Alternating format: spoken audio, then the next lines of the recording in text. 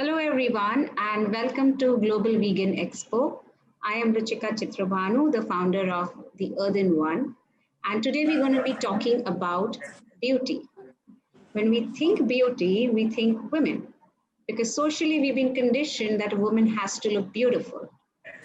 If I was to ask the audience, what is the one thing you're surely going to find in a woman's bag? Any guesses? Lipstick. Yeah, Right, lipstick. a lipstick or an eyeliner, because cosmetics has become an integral part of our life. So much so that research shows that 44% of the women in America will not step out of their house without wearing makeup. Well, and why not? If it makes us look good. But this beauty is coming at an expense.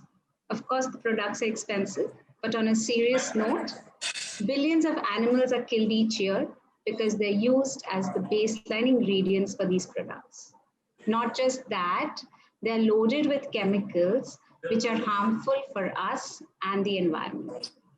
Today, we have with us four very interesting, successful, bold, and beautiful women who have founded their own brands which are sustainable and cruelty free. We have with us Molly from Iba. She's the co-founder of Iba Cosmetics, which is India's first halal certified and PETA certified brand of cosmetics and personal care. We have Deepa, the founder of Amira Naturals, a plant-based skin and hair care brand. Pakra, co-founder of Mitti Se. Their goal is to stop damage done by chemicals, and they have a fabulous range of sustainable daily use personal care products.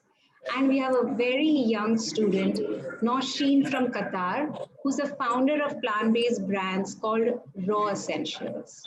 A warm welcome to all of you, and thank you so much for being here. Thank you for having us. Helping us. Yeah. So, tell me, as a consumer and as a layperson, when I go to buy my cosmetics, my purchase is influenced either by the brand, the popularity, or maybe a celebrity, priced to a certain extent, and of course, how the product feels. Rarely am I going to flip over the box and see that long list of ingredients that goes there. Not that I will understand it either. But if you had to tell me when I do my next purchase, what are the two chemicals that I should be wary of which go in these products? And what are the animal ingredients which these products have? So when I think of two chemicals that are most commonly used in personal care products and cosmetics, I think one of them is parabens, which is a preservative. They are a group of preservatives, which over the years have been found to have cancer-causing side effects. So, by itself, they may not be bad, but then since so many products contain it, and we are going to constantly consume those products, there is a set of chemical which is going to get deposited in your body over time, and that's when it starts causing harm. So it's been known to cause breast cancer in women. So that's definitely an ingredient which, Really? since it's so common in almost all the known brands, it's something to definitely see, and it's very apparent on the ingredient list. Mm-hmm. I think the other ingredient would be ingredients like sulfates in wash off products, whether it be face washes or shampoos and so on. Sulfates are chemicals which are artificially derived, and while they give a very good lather, they are known to have a very drying effect on the skin. So now with the latest technologies in the world of cosmetics, there are a lot of good alternatives available to sulfates, which are plant-based, and they can be easily incorporated into your products, and they even give good results. So opting for something like that would make more sense. So these are the two most commonly found chemicals in products which have good alternatives, and hence brands are either working towards it or they should be working towards replacing these ingredients. Okay, so parabens and sulfates according to you. Back Fakrat, Yes. yeah, so why don't you tell us? Yeah. So what just Molly explained, I think these are the topmost chemicals which are used in almost all of the products that we use on a regular basis, whether it is cosmetics or personal care or even home care. Mm. Other than that, one big chemical which is used on a large scale is phthalates, which is basically a solvent, which is used as a solvent or a dissolving agent to Okay. mix other ingredients, and it is again used heavily in soaps, shampoos, anything that is to be cleaning material, or even lotions, moisturizers, deos. At a big level it is used, and that is also causes, basically the major problem that it causes among humans is it causes hormonal imbalance. Oh, okay. Yeah, and lot many things like overall hormonal imbalance in many levels, Right. in women, even in men. So it is, people Oh, don't realize it, but we use it at such a high level, and we can't really connect. Like I use this and right. this happened. So, Yes. but the big surge in hormonal imbalances in even younger people, and of Mm-hmm. course in older women and men, can be hugely caused because of the use of phthalates. My God, and who could say that just using these products Yeah, externally could exactly. cause hormonal imbalance or can be cancer causing, right? I mean, a common Exactly. person is not Yes. going to know that at all. Yeah, So, and yeah. what are the animal ingredients, excuse me, going in these products? There are again like a huge number of animal ingredients. I mean, I think almost all of them may contain, unless they are like vegan. So the animal ingredients that mostly are used are, fat, animal fat, uh, even the powder of bones and hooves, the the secretion of many animals, the oil that is secreted on the skin, even the urine, uh, to get the uric acid. So yeah, all these are again, even for coloring they use crushed insects and what do you call, beetles, to give color to lipsticks and to some whatever cosmetics have that color. So yeah, I think these are like used on large amount in various ones, like whether it is a shampoo or a lotion or moisturizers or um, lipsticks, lot of foundations. Yeah. Deepa, you live in Dehradun, amongst the mountains. Your products are natural, maybe ingredients coming from the valleys. Can you tell us what is the USP of your products? You see, I have been working as an naturopath for 23 years now. I can see that my healing experience is embedded in my skincare products, because it all started when I started making customized blends for my clients and for my patients. And gradually there was a kind of transformation. Probably that is the USP. And we try to source all our ingredients from Uttarakhand. And Okay. all of you know that Uttarakhand has got abundance of aromatic plants, herbs, Yeah. forest produce, and we have Center of Aromatic Plants here in Dehradun itself. So Mhm. we're trying to procure as many ingredients as possible from Uttarakhand itself. One, because of sustainability. Secondly, empowerment to the people here. And then, of course, we know from where the ingredients are coming from. So you can control the source, right? Right. So probably that is maybe the USP is that we are completely and truly Uttarakhandi in nature. Ah, yes, I've used your products and they have a very flowery herb like, it comes, the fragrance and the feel just comes when you use the product. It has a very, very natural feel to it. So my Molly, sorry. Molly, Hi. there's a beautiful philosophy behind your brand. Could you share that with us? And also, could you throw some light on the word halal? Sure, sure. So I'm a co-founder of Iba Cosmetics. Launched Iba along with my sister, who's the other co-founder. We launched Okay. Iba in 2014. And the uniqueness of Iba is that it's the only brand in India which is end-to-end halal certified, as well as PETA certified, vegan and cruelty free. So, what is halal? Actually, I think most of us know about the word halal in the context of food, and many times only in the context of maybe meat. And Right. what actually halal means is not just anything to do with slaughter or meat or any of those interpretations. Halal is a very simple Arabic word which means something which is pure and something which is permitted for use. So I think we all know the word which is the opposite of halal, which is haram, right? And we all use the word haram very comfortably. We say Yeah. that, okay, if something is not good, something's not to be done, then that's haram, right? So the Right. opposite of haram is halal, which means it's something which is allowed. It comes from the Ah. philosophy of Islam. And basically, the reason for the relevance of halal is everything which is considered sort of kosher, right? When we use the word Right. kosher, we know it's pure.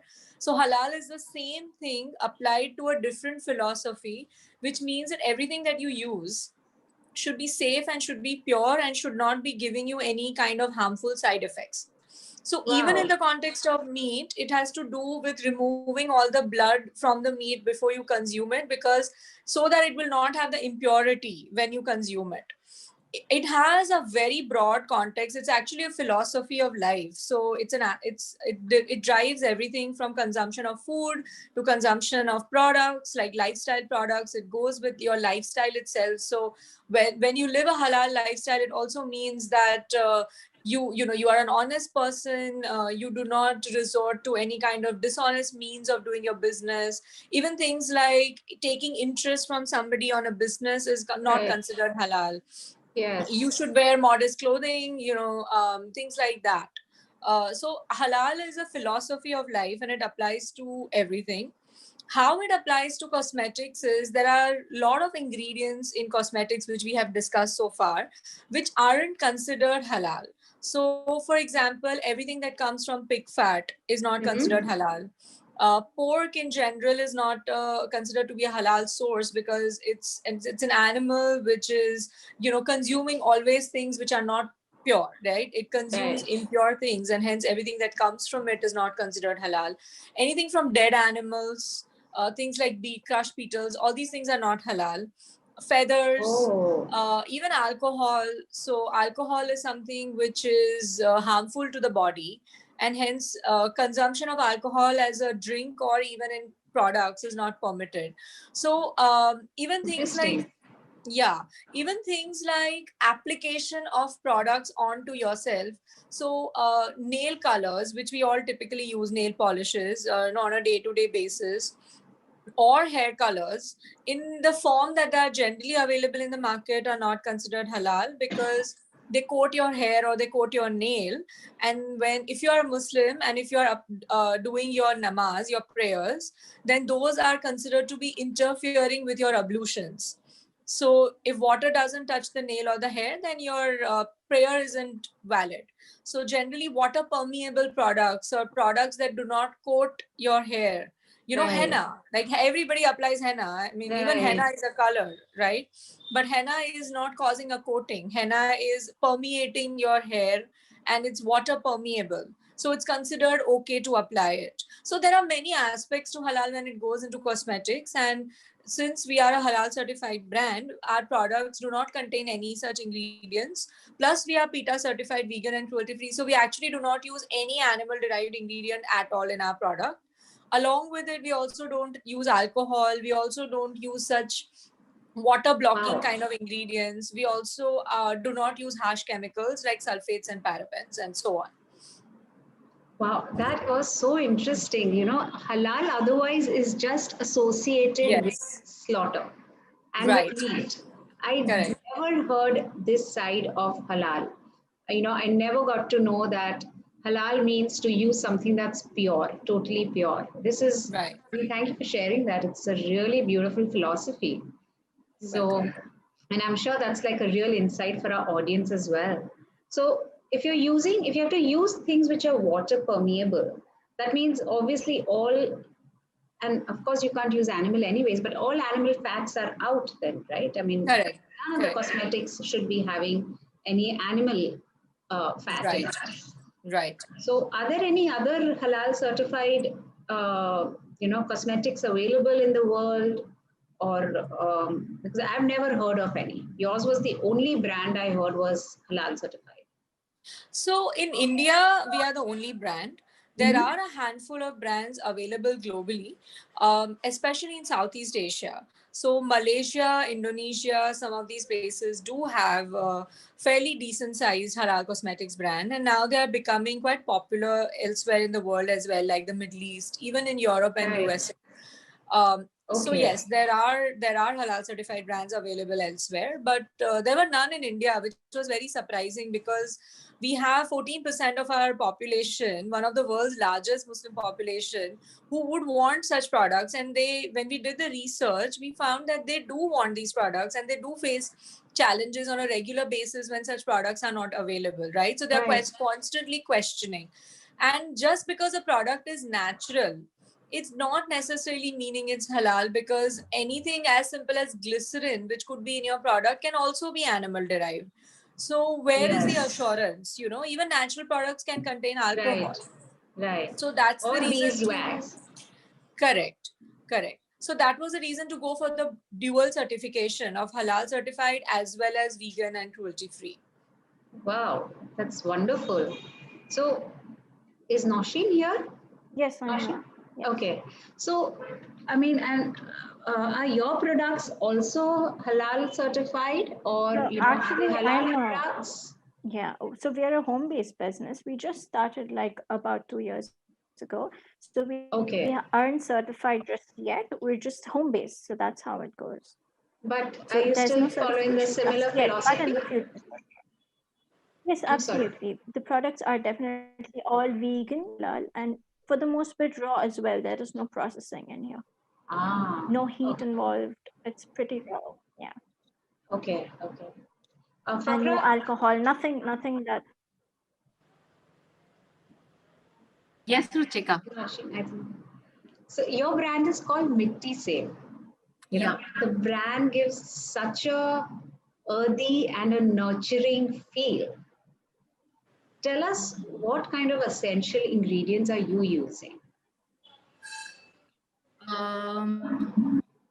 So we are using mostly plant-based, Yeah. like herbs, flower petals, fruit peels, and nuts. And apart from that, we also use like clay, Mhm. muds, different kind of salts, oils. So these are broadly the ingredients that we use. And Okay. so definitely no animal derived ingredients are used, Hmm. and we don't put any chemical at all. Even preservatives which are permitted, we don't put that. So we Hmm. are that is the reason our all our products are either in powder form or in Ah, oil based, because to make gel based or liquid based products you have to have preservatives and a liquid, sorry, a base which is a chemical or a synthetic base. So oh, we don't okay. have a separate base for our products. The Hmm. ingredients serve as a base itself. Okay. So Yeah, they're mostly powder form or they are a yeah, solid form, either powder or oil based. oil based. Okay, Yeah, okay, yes. okay. So what about hair care? Are they also powder form? Exactly. So hair oil is there. That is again an oil which has Right, herbs in it. right, And then shampoo, it is a powder. You just mix water in it and use it as a regular liquid shampoo. right. I've been Even reading our face wash is powder form. powder form. It is just packed in such a way that you just take a bit, put little water, and it becomes a fine paste, and you can apply it. So the ingredients, Okay, the face wash is totally made of almond powder, clay. and different pulses powder. All these things we put in that. So we Okay. don't put a chemical base, which is like that liquid, that, you know, translucent thing Right. that you usually get in a Right. face wash. We don't use that as that at all. Yeah, I think the concept of dry powders, shampoo bars, it's all coming back Yes. because Yeah, yeah. one is, there is artificial, ingredients going in for and Hmm. preservatives going in, and two is the plastic. So True. I think all these olden concepts, right? These are Yeah. old concepts. I remember mom telling me that they use bars for shampoos and they didn't have, these shampoo bottles when they were growing up. Yeah, So yeah, all yeah. these old concepts are coming back, and your brand is, called very rightly Mitti Se. Like it's all Yeah. coming from the earth. Yes, yes. So we also try a lot to keep them minimally processed. You know, we don't want to extract things from a ingredient. We keep it as much as possible whole. In the sense, we will of course grind them, but Yes, we will not extract things out of it. So it will be all very natural, and that's the reason complexity of that ingredient will be maintained, right, and right. that makes it much more effective and, you know, Yes, less process oriented. So our all our so that is one reason we are like just very, like you can say, very raw and just straight from the earth, like almost like an extension of the earth. yeah, yeah, So it is completely from the earth, and even our packaging, everything is totally biodegradable. So, or at least, you know, non-plastic. So we pack in glass or leaves or papers. So we are trying to, you know, as sustainable as possible. We are trying to, uh, you know, be yeah, up to our name. Yeah. yeah. It's So that we don't harm incredible, anything. Yeah. incredible. Nausheen, you are a young student Yes, I and am. you Yeah. started this in Qatar. Women in Qatar are so beautiful, but they're also very Yeah, loyal to their beauty that's true. brands, right? They're very loyal. I mean, they're Mhm. very, Yeah, one that's thing is, like, as I said, they probably wouldn't step out of the house without makeup. And two, they're very loyal to the brands they use. So, what inspired you to start an animal free brand in Qatar? And how are these women adapted to your brand? see, the reality is, although there are brands that women are loyal to here, at the end of the day, they are full of chemicals and they are full of animal Right. products. And me personally, I never benefited from any Uh of huh. them. So, because I didn't have what I wanted, I just created it. I just made what I wanted. And then, of course, because in a long term, none of those products are going to give you the benefits you want. People very easily move towards natural products when they hear, because it's kind of like a trend now, ditching chemicals and trying natural things. Right. So that's how people have, because people saw the difference in me firstly. Because for me, going from those chemicals to using something natural and making a difference, people were like, we want that too. Where did you get that from? And then I would just say, well, I made it, I created it. So that's how I began. That's how I started, because I was able to give them what they wanted, the things that I would use for myself.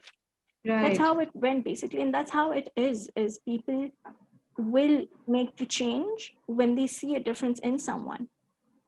Right. You have to be the example for them, right? I mean, seeing is believing. So when they see somebody benefiting from it, that's when they will adapt to it. That's true. But, as you said, people are moving towards natural products, but natural does not necessarily mean vegan, right? And animal free. So what made you Yes, of go, course. Yes. animal free?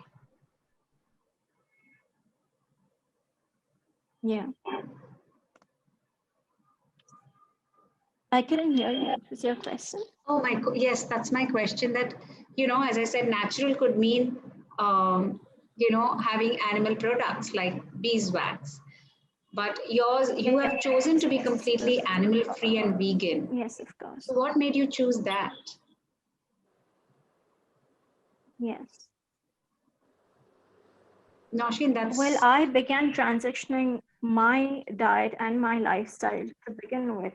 So I started dishing out animal products anyway. And at the end of the day, animal products do, like, they don't have as many benefits as many as disadvantages they provide. Beeswax, for example, yeah, sure, it's great for the skin, but it does have downsides too. Many people tend to be allergic to it. And what about the animals? What about the process that comes in, like the whole process for the extraction of beeswax, for getting honey, for all these animal right. products? Animals are, Yeah. this is a whole industry, right? Animals are suffering because of this. And when we can go a Yes. better route, when we can use coconut oil, shea butter, plant-based Yeah. butters and waxes, why not? Yes. That's what made me switch to and make it all vegan and all cruelty free. True.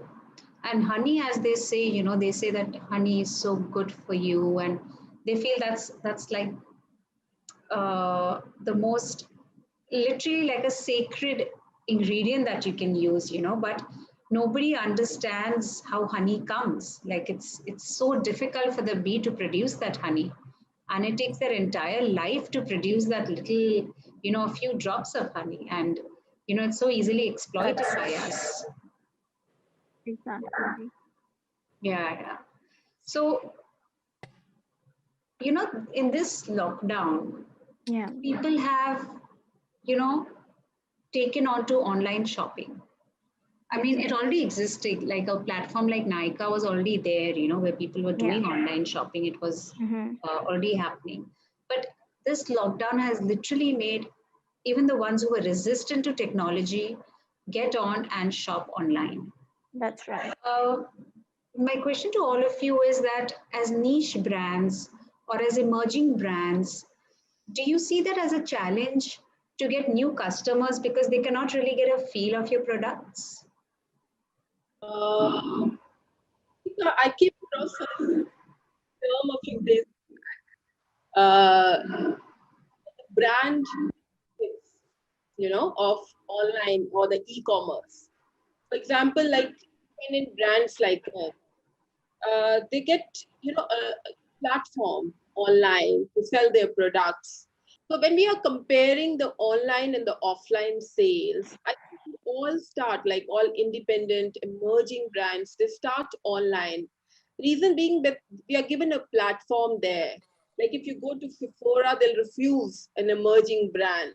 But once you make your presence felt online, then you can look for offline expansion.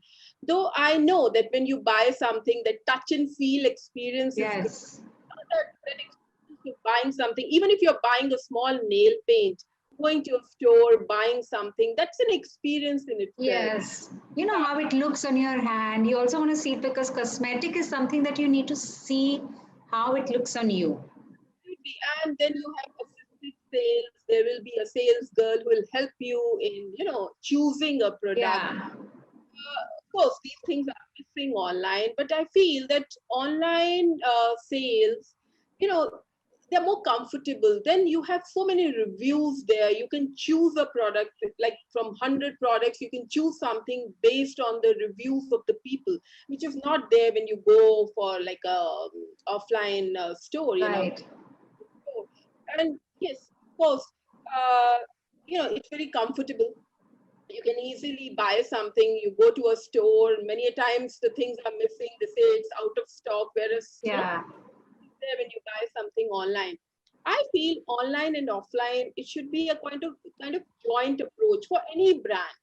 We all look for offline expansion, having our own retail outlets. And yes, in this pandemic time, we all have kind of shifted to online, shopping in every way. yes, yes, absolutely. So that has helped quite a bit, though it is little difficult for people who are not, you have to like kind of put everything online. A lot of work is involved in it.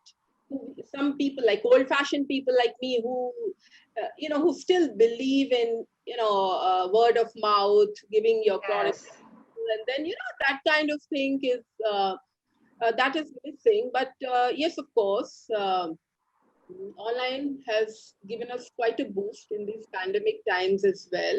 So it's not a problem as such. I think we should always take both the things together. That is what I feel. There are certain products which you would like to buy from a store, but once you have bought it from there, then you feel no, you Yes, that product, then you can order it online. right. Once there's a brand loyalty, then you would prefer buying it online. Yeah, I agree to that. It's just getting probably for a first time customer. Yeah, you need that kind of Yeah, for that them to make a switch would be a little, would be a little challenging for you. Right. so I think I have picked up beautiful products, Mitise products also from one of the exhibition in Delhi, and they're not like easily available in Dehradun, but these exhibitions and these things, they give such a good platform, which we are right now missing definitely, Yeah. but we have to put more information about our product online, which we are doing. It's a lot of work, but still, Yes. we kind of change ourselves. Everybody is adapting to this new normal. Yeah. Yeah. But I That's think true. it's joint approach. I feel you should have both offline and online presence till you become a super luxury brand where you want that exclusivity, right? So I Yeah. think I feel it should be a joint approach. Yeah. Fakram, what about you? What did Mitti say see a rise in online sales? Or do you feel the pop-ups are, do you prefer pop-ups? Those are more fun and those have like better sales happening. Yeah, we did actually. Earlier we used to sell, or our sale mostly used to come from other organic stores, because we don't have our own retail store. We supply to different stores which keep our products. So that was quite a big percentage of our sales. Mm-hmm. And we are slowly, even before lockdown, we were seeing a change in that. Sales in online was increasing and store sales was slowly decreasing, but still Okay. store sale was still high as a percentage. Mm-hmm. But after this whole lockdown thing happened, most of the lot many stores actually got closed down, and even if Right. they are functioning, they are again functioning on a more or less online basis only, because those stores are putting up a WhatsApp group or something, and they're showing pictures and talking about it, and then they're doing home deliveries. So yeah, I mean, online sales have increased, but I agree to, at one level, I do agree to Deepa that, there is, of course, different methodologies, and you have to, what works for offline sales doesn't work for online sales. You have to change Yeah. your methodology. You have to, maybe take better pictures, or more reviews are needed by customers. And Absolutely. the description is more important, how you describe your product, how in detail you need to go. So, and I'm also seeing that whether lockdown or no lockdown, I think this whole market is going towards online for Yes. various reasons. Yes. So a huge sooner, I think a huge sales from whether, I mean, our kind of brands or different brands will be online. So young people are definitely buying online, Yeah. most of the Yeah. times. Yeah. I have been seeing that, my mother, who was totally into just going to a shop and buying it, and she could never ever think of buying online things. I've seen that kind of age group also getting into online, because it's much easier. You have a huge Yes. choice, competitive pricing. So those things are, yeah, there. I think online is the future. I mean, Yes. Absolutely. that's how it looks like. Do you have like ex your an independent store, or you're mostly online and selling through other stores? No, we have a pretty wide presence pan India on offline, and Okay. mostly I would say in west and north, And somewhat in the south, in certain states like Kerala, in Hyderabad and Bangalore, we have our own stores, as well as we have a couple of franchisee outlets. But we, in offline sales, we have typically focused on other outlets, like major cosmetic stores or something, which would carry our product. And we even had a beauty advisor who would, uh, recommend the right products to the customer, similar to what you would see of any other brand. Right. What has happened since lockdown is that obviously there have been a lot of store closures. There have been concerns with footfalls in offline sales.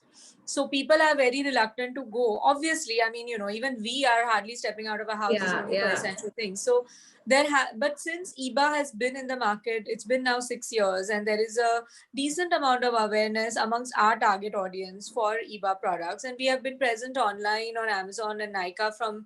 They are some of our biggest, sale generators. Right. We have had a presence there for such a long time, and since we were already doing a lot of business online, we saw a sudden shift from offline to online for most of our customers, since they were using EBA products, and since they were already familiar with the brand, they just started buying everything online. Yes. And we also sell a lot from our own website. So I would say that it was almost like a pivot, which, whether we drove it or the consumers drove it, it was both Just ways. happened. Right, and that's the reality, right? So earlier we have a lot of social media presence. So when we had customers coming and talking to us on Facebook or Instagram, we would they would sometimes, earlier they were more customers were asking, like, okay, where do I get your product in Bombay, or where will I find it in Kolkata? And now we don't see many people asking such questions. They are more about, okay, so can I get it from EBA website, or can I get it on Amazon, right? So the whole conversation has changed. And obviously online sales are also more cost effective in that sense, Right. because you have more control over it. Yes. So I think that's a benefit, and that's going to be here to stay. Like you said, a lot of people Absolutely. never bought a lipstick online before, but now they are comfortable. Yeah. And also I think technology, right? So how do you recommend people what shade of lipstick will suit them on an online forum is very different than doing it offline in physical presence. Yeah. So we do a lot of swatches. We share a lot of real photography images on different skin tones. We are now launching a feature on Instagram soon, which will virtually you can literally do a live video on it, and that lipstick will virtually get applied on your face, and you can actually see how that shade looks on you, like a virtual assistant. That would be. Yeah, so we help making use of technology to really assist people and get that fear out, that it's not so difficult to buy it online after all. Right. And I think this new feature that will be coming out with, that will also help you get new customers, right? Because because beauty and hair and body products are such that otherwise people are just loyal to those brands. I think it just gets challenging how to get new customers. And right. online it gets even more challenging. Right. And I think nowadays you have so many people who can make videos for you, who can actually apply the product. There are tutorials that you can do on Instagram, on YouTube, which will really advise people on how that product is going to look. Right. Yes. So it's very important. And so, I mean, that's technology. That's just today's world. That's available for everybody to use. Yes. And it makes sense to be able to do it. I think offline sales are here to stay, but with COVID, I think it's going to take a while for it to recover. So it makes sense to be to do the best that you can by going as much online as possible. Yes. And I'm sure online will continue, because the generation is not going to that, right? Absolutely. I mean, it's so much more easier to just go Right. online and pick it, and it's here like in no time, in a day or two. Exactly. So in fact, the beauty industry is also number one when it comes to influencer marketing, right? Like you rightly said that you'll have people applying and showing it, and influencers are big, right? Social media is playing a huge role in influencing these youngsters, right? Could you suggest a few influencers who use vegan products and who our youngsters should be following? So, I believe there are quite a few people who we see because we are PETA certified. Right. There are quite a few people, famous celebrities who PETA ties up with over the years, not only in India but globally, for Right. their campaigns to inform people and to make them aware of not using animal-based products, whether it be leather bags or Yes. leather accessories or furs or beauty products. Even even brands which are bigger, like for example Body Shop, which also believes in more environmentally friendly products, would use celebrities like Dia Mirza. I think PETA had run a very good campaign with Sonam Kapoor. um, Yes. they have done work with Aishwarya Rai before.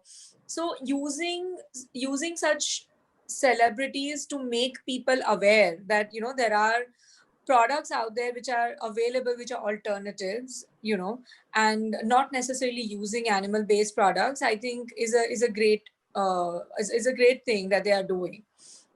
So yeah, I think I generally look at PETA and what they are doing for the campaigns, because they have the ability, being a big organization, to Right. really spread the awareness. Yes.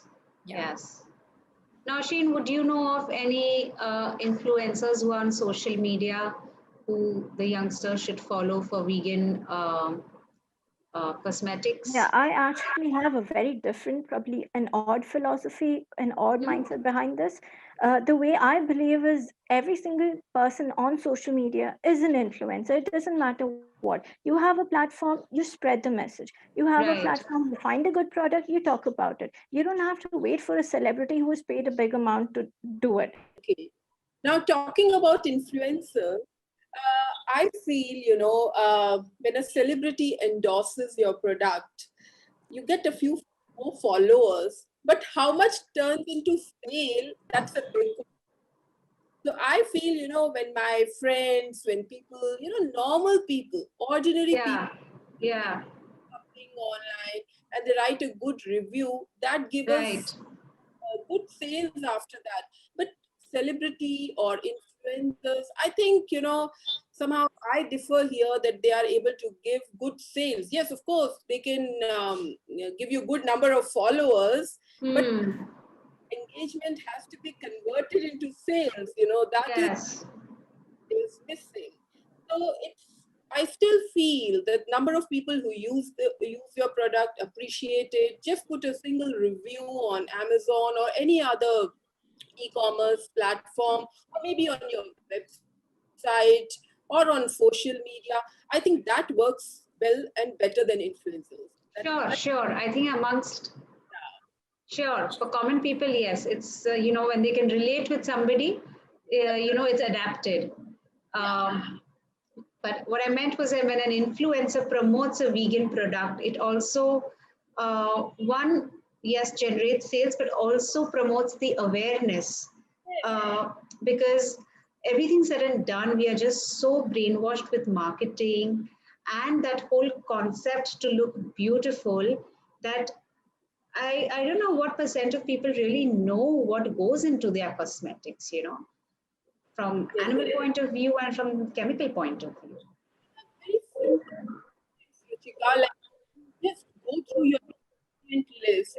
There are very simple ingredients people usually find in conditioner, creams, for example, lanolin. That's so common in most of the skincare products which you buy, or maybe keratin. Everybody Right.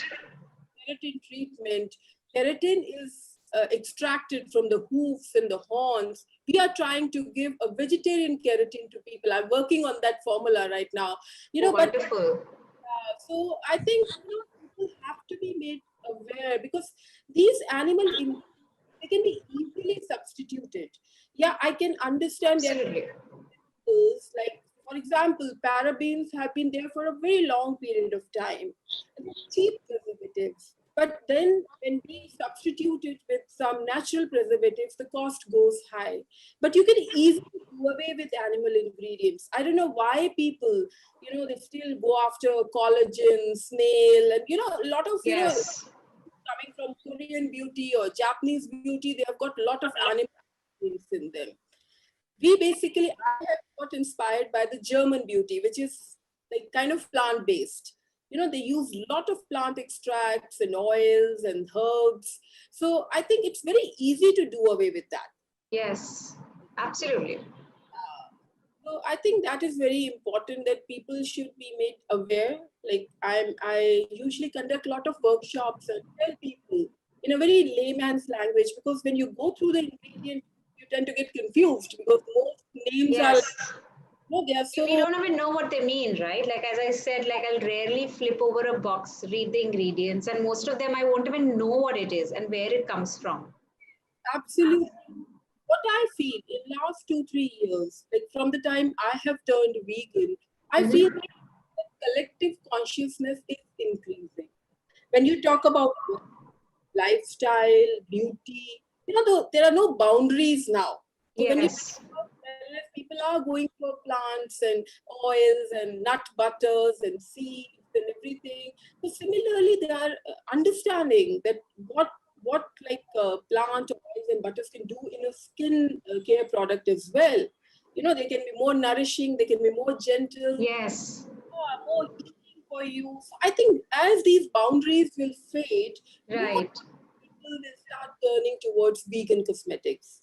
And Yes. I think that day is not far away when we will see all the skincare companies turning vegan. Yes, you're so right on that, because I remember reading somewhere where it said that all these products, whether it's personal care or beauty care, of course, people are very brand loyal.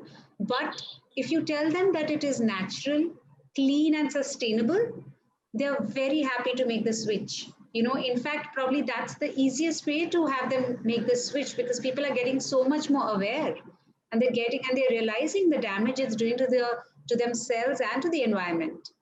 The transition, but the beauty always follows food. So when you know that something is edible and it's good for your skin, I think more and more people will turn towards vegan skin. Right.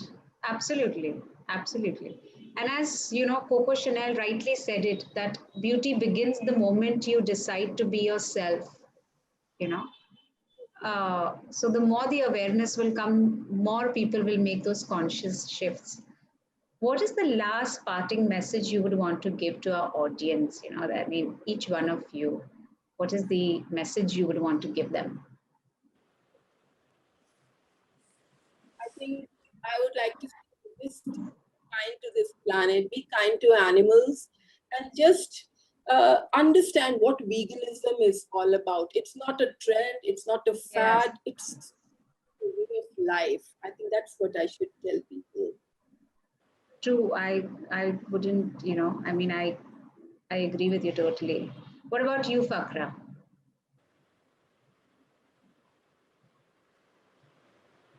I when just a bit like few minutes ago when you were talking about people shifting, why people shift. So I was just thinking that no one, if you ask anyone, no one intentionally wants to really harm Yes, Earth or harm themselves or yes, even harm animals for that matter. If you true. really ask them, what deep down do you want to have a product which has harmed so many things and it is going to harm you, they will say no. So the whole but still we are harming ourselves, we are harming the earth, we are harming Yes, animals. So the reason is ignorance, or not really knowing about, not being aware of that. true.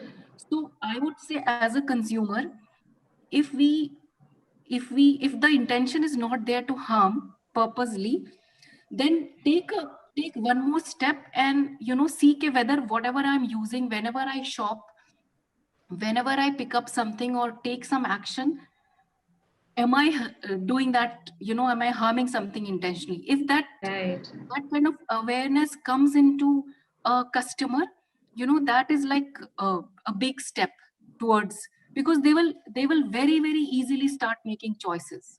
They don't know that they are harming, that's why they just continue to do that. Once they right, know, they will not do that.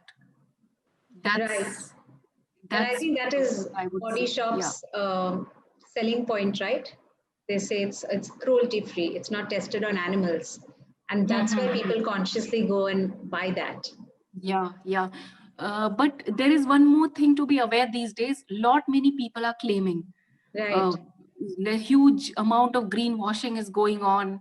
You know, uh, people are just lot of certification can be taken by paying some whatever bribe and all, and you can just say or advertise in whatever way you want and still continue to do things which are no way closer to what you're claiming. Yeah. So there is so a customer needs to be little more aware, not just go by what is being said or how it is advertised, but little dig a bit deeper. So people Yeah. who are serious enough, they really do a lot of they really want to do it, and they can come up with many ways to how to check uh, a brand who's claiming Yeah. something, and is it really that. So I think those things now have become little complex. Yeah. Yeah. Molly, what would you tell our audience? I think one of the major philosophies of EBA is what makes us beautiful should also be beautiful. Yes. So from that perspective, I feel as a brand, what we are all doing is making choices easier for people. All of us have a very limited bandwidth of making choices. When we go out to shop, we have limited time. We don't have the ability to deep dive into every single thing that we Yes. buy. True. We get associated with brands, and once we believe that that brand is offering a product which is good, we stick with it.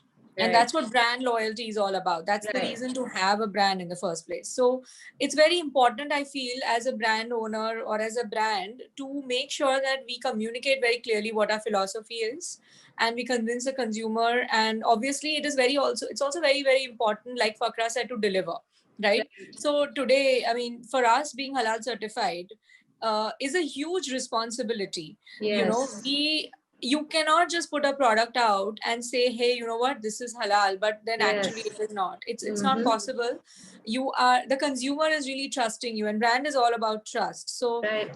we really need to make sure that we are offering the right product. And as a brand, what you're doing is you're making the choice easier for the consumer. So it's our job to make them aware, and that's where we need to do a lot more, whether it's on social media, whether it's on one-on-one interactions, to really educate the customer whenever we have a chance, right? So Yes. for us, like, maybe it's a tutorial that we are telling people how to use XYZ product, say a lipstick. Mm-hmm. But Mm-hmm. we also want to make sure that in that communication, we are telling people that, hey, you know what, these lipsticks are pig fat free, they do not have so and so, they are Yes. preservative Yes. free. Because in a product like lipstick, everybody is shocked to know that obviously it says that out of all the lipsticks that you apply, around 40% you eat, right? So that's Yes. directly going True. inside. So it's important to know what's in your lipstick, and when people know that, they're much better off making a choice which you know is going to be good for them. So Yes. that's exactly what everybody else on the panel was saying. So I feel the responsibility is ours as much as the consumers to educate and to be open for it. Absolutely. And I think you got your philosophy right in place. And your products are according to a philosophy. If I would be a consumer, hearing that my lipstick will not have all this will make me go more for it. Right. That would like immediately attract me towards that product because I Right. know it's clean, I know it's natural, it's not going to harm me, and it's not harming the environment. Absolutely. Now, Sheen, you are like the youngest in the panel, and you're so young to do this. You're still a student, but this Mhm. passion of yours, Yeah. where do you see it going, and what would you tell the youngsters? Mhm. I would tell the youngsters this one thing. If there's something you should keep in mind at all times, that is ensure whatever you do, whether it's food, whether it's products that you purchase, make sure it's cruelty free every step of the way. Right. Because nowadays veganism is trendy. When there's a product that has a vegan label on it, people are going to purchase it. They Yes. may not even read the ingredients, they're just going to trust the label. Yeah. So when Absolutely. you make sure that everything you invest in comes from a cruelty-free place, Mm-hmm. that makes the world a much better place. Because veganism is trending. Every brand out there wants to be vegan and wants to provide something that is vegan, but how much is it vegan really? Because there's a difference between vegan and plant-based if you think about it. Mm-hmm. Plant-based is just related to diet. You got to ensure that everything Nosheen, is we lost as cruelty-free as possible. Yeah. Nosheen, we lost you for a few moments. So when you said plant free, we lost what you were Okay. saying. Could you just repeat that? Mm-hmm. I'm just trying to point here that vegan businesses, but are they really vegan or are they just plant-based?